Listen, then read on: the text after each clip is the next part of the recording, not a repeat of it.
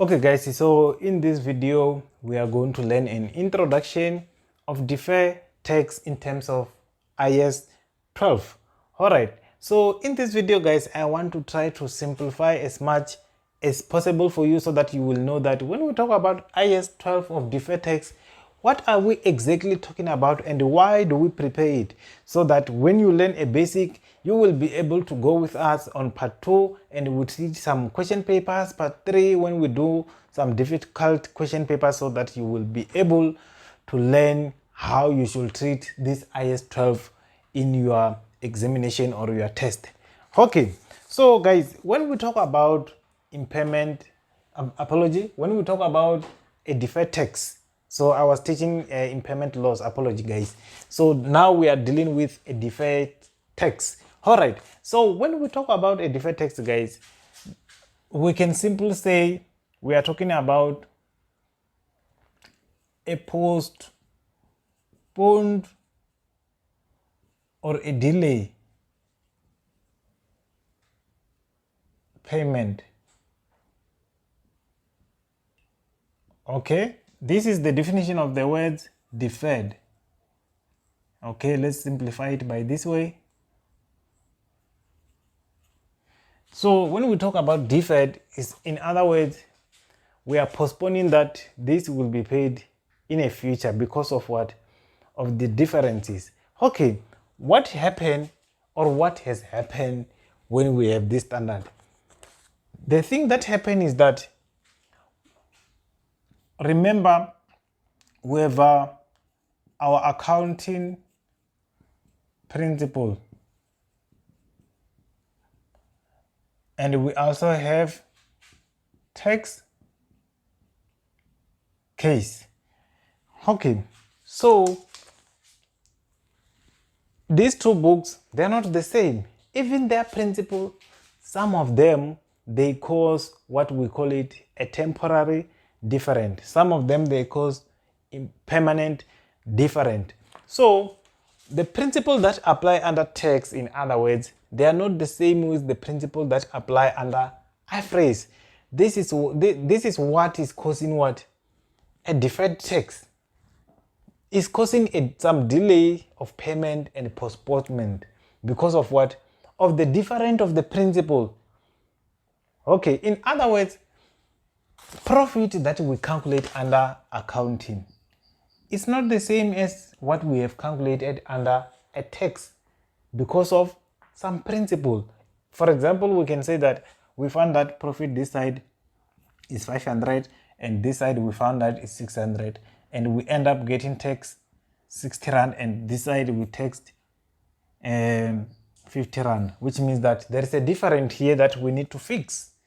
So this is why we have what we call a deferred tax. Okay, now let's try to proceed and understand this. Okay, you have to know these two types. The examples of this different. Number one, we have what we call a temporary different. Okay, and we also have permanent different. Okay, and let's try to lay these two down so that you will understand. So when we talk about a temporary different, guys, this is the different because under accounting they calculate it in other way and in tax in other way. For example, they calculated 10% here 20%. Obviously the answer that we are going to get is not the same. That's why we call it temporary. A permanent, somewhere somehow under tax, it was not calculated at all, which means that it's a permanent different. It will never be postponed. Okay, we only postpone or delay what? Temporary different. Okay, let's lay down the example for temporary different. Number one, we have a deferred revenue. Just because under tax they calculated in other way, and under accounting books they calculate it in other way. Okay, so it gives us a different amount. Okay, And the other one, embedded. So you can find that under taxation, they allow us to deduct a certain percentage of bad debts, but under accounting, a certain percentage of bad debts, which means that the amount, they're not going to be the same. And we also have depreciation.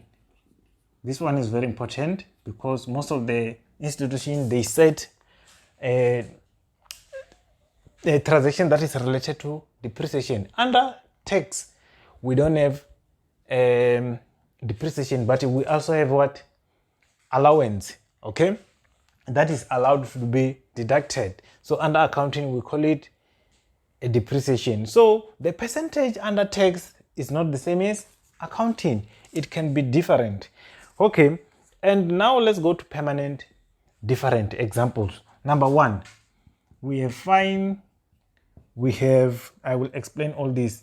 We have penalties, we have political contribution,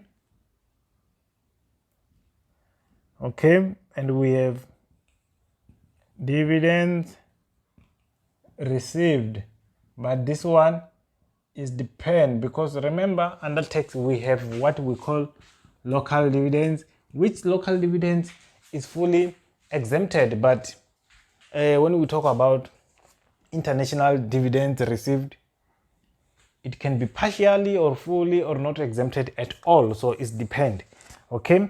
And we also have what we call life insurance. Okay, so why this all item is permanent? Because you will find that under a tax it's not allowed at all. If you got fine and penalties, you are not going to get any deduction under tax. They don't care. They say that you were reckless. You were fined something or you got penalty for something. They say that no, you can't deduct that. You need to pay tax. Okay? Political contribution, they don't care about politics issue. So that's why under tax, it's not there at all. They don't want to hear anything about life insurance. They don't care. So that's why it's causing a permanent different. So when you find permanent different, guys, know that there is no deferred tax to be calculated. There is no any deferred tax to be calculated. Very simple. Okay, now let me give you example and general how you should recognize deferred tax. Okay, let's say for example you got a depreciation which you need to postpone or delay a payment. Okay, you have your journal like this. Depreciation, which is P&L, is debited, and you credit accumulated depreciation. Okay, and this one is SFP. Okay, then amount is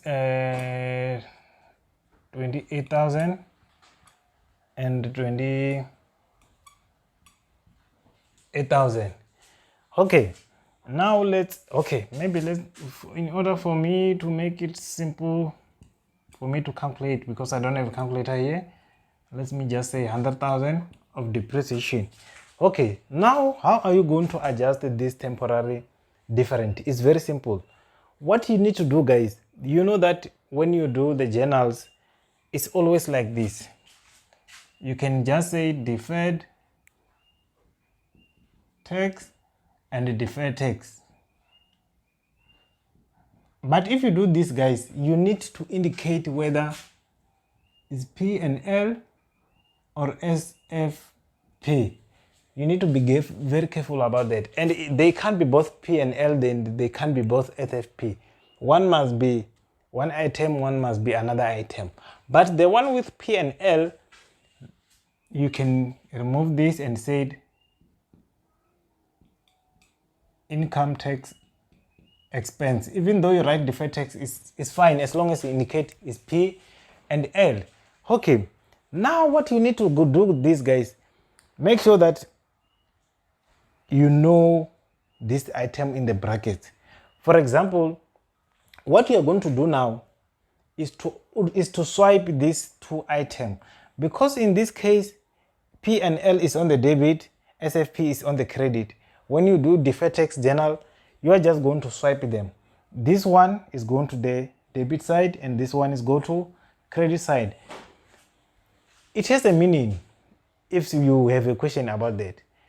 If you receive income from someone, you need to pay tax, which means that if you receive, it's an expense to you. If it's an expense to you, you claim to SARS it's income to you. It's like that. It's vice versa. Because in this case, it's depreciation is an expense, which means that for us now it's going to be deferred tax income. It's going to be income. Okay, we have to claim it to SARS. Okay, so I was just trying to make it simple for you so that you will know that without any reasoning, guys, just swipe this. Okay, which means that on the debit under deferred tax, you're going to say deferred tax of SFP. On the debit now SFP, because it was credited, it was credited under original journal. Okay, and the other deferred tax on the credit, it will be P and L. Now because you already identified this P and L, you can rub this one and write income tax expense. Income tax expense. Okay, how do you calculate it? Very simple now. It's 100,000 multiplied by the rate that you are given for tax. Let's say 28%. And now you record what? 28,000 this side and 28,000 the other side. Very simple. Very simple. If you are doing a deferred tax, which P&L it was this side, like impairment reversal, and the SFP is that side, which means that impairment that you are going to calculate here, it must swipe this financial statement that you indicated here.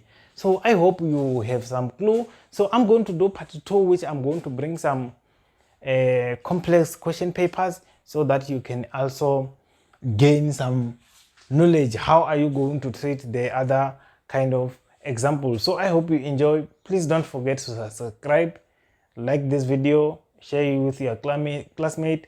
And also guys, if you are doing a lot of standard, I have already recorded most of the standard. Please go and check on the playlist the standard that fit your level. I'm gonna see you on the next one.